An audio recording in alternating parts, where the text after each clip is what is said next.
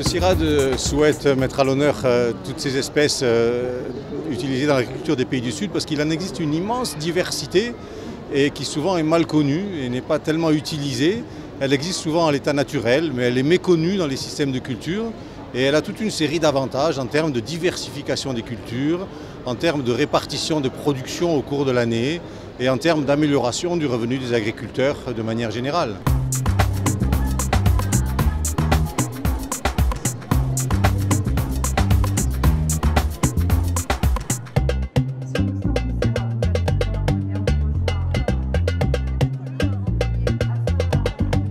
On a voulu montrer la diversité en termes de morphologie des graines, qui sont les organes reproducteurs de plantes tropicales. Donc on va de graines très petites comme le fonio, qui est une céréale qui pousse en Afrique de l'Ouest, aux graines les plus grosses qu'on connaisse, qui sont les graines du cocotier, la noix de coco.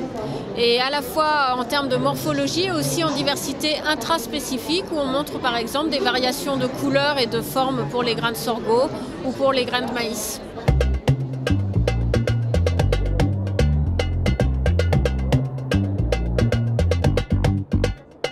Sur ce stand, on expose les deux grandes variétés de café, les Robusta et les Arabica. Au sein de la même variété, en fait, on peut avoir une différence liée à la forme, à la couleur et c'est justement ça la diversité du café.